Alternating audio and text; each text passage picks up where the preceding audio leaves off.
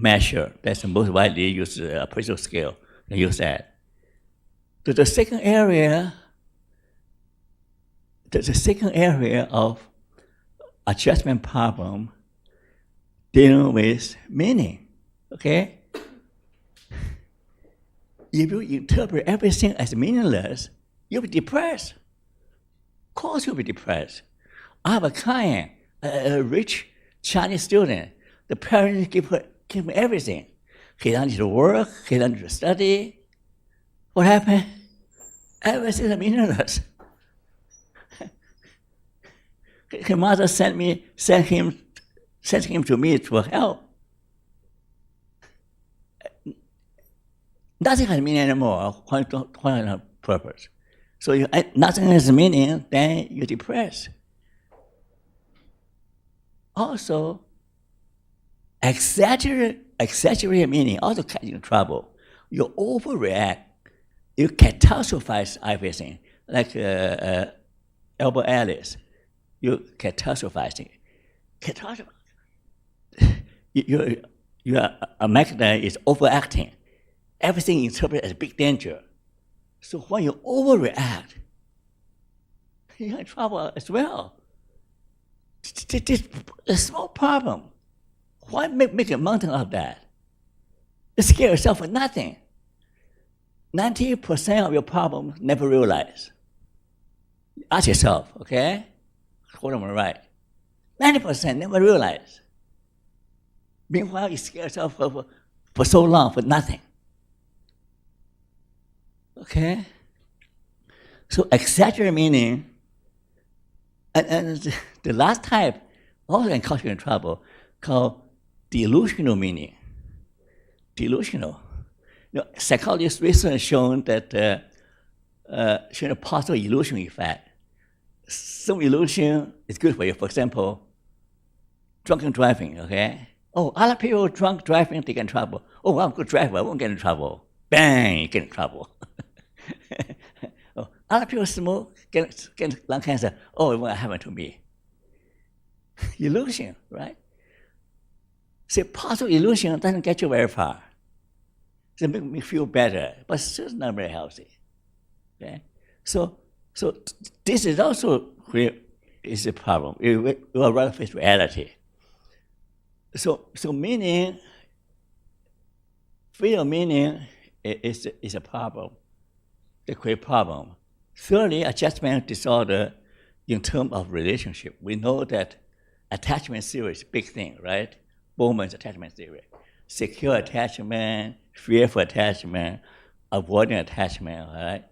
For example, some people never feel secure attached to mother, okay? So they get anxious attachment. So when they grow up, they have a difficulty have relationship because they're so insecure, so anxious. They cling to you. They're extremely jealous. Whenever we go close to anybody, they freak out. Okay? They're so anxious, but had to go all the way back to their insecure attachment, right? So your attachment problem as a child can affect how you relate to people. So this is an area where we can help people to accept what's gone wrong and how to learn from the therapist and how to listen and how to understand not willful blindness, how to understand the past trauma, and how to regain confidence in people, because you provide example that there are people who is trustworthy. There are people who will not fly away on you. Okay? There are people who will stay with you. So the relationship you teach them, help them to overcome their shame, their anxiety, their fear. So all these are judgment problems. Okay? So if you treat them as a judgment problem, you help them to overcome without giving them a label of mental illness. Okay? That's it. You cover 3 main areas already. So you haven't missed out very, very much, right? Are you okay? So don't worry. Don't worry. Cover what you have, right? The questions. So a 3 main objective. So now we have to. Here's I want you to look at this. Now, you tell me whether this is helpful.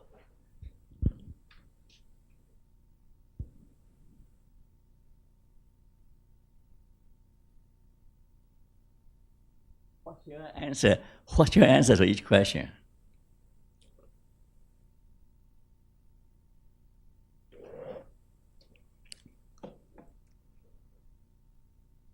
Do you answer yes or no?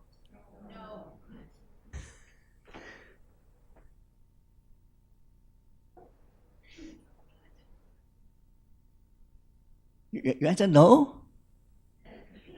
Eh?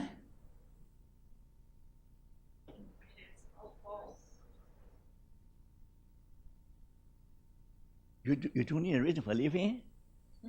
No? You don't need a reason for living, you not live very long. You know?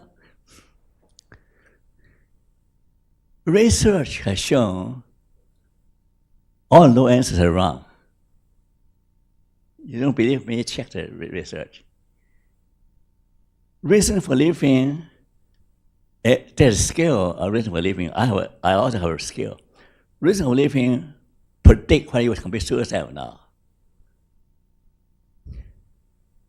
When life goes well, everything's enjoyable, you don't need to think about reason for living. But when everything goes wrong, when your world collapses, then you need to ask yourself, what's the point? You see? That's why you need a reason. But remember about the bank? Put money in the bank. If you haven't this problem resolved, you haven't put money in your bank. You have resolved why you are alive.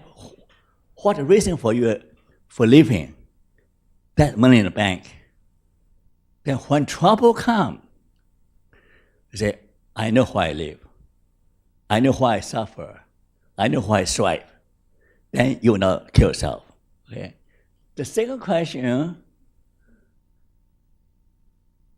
is it necessary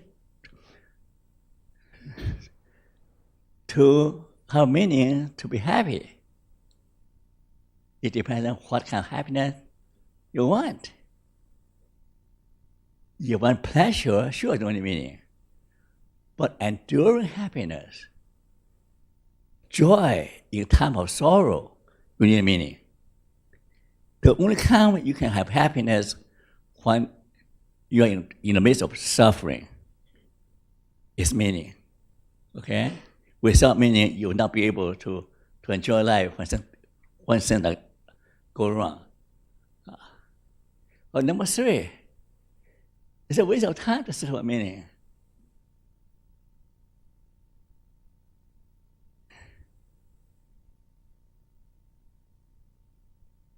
Is it a waste of time? No. This time is no. Do you know why? You don't need to search for the general meaning of life for human existence. At least for yourself. What to do with your life? What is the right goal, career goal? That's meaning, right? The purpose. What is the right person to marry? That's meaning, all right? So why you marry a person? Because. You see, you do have meaning, okay?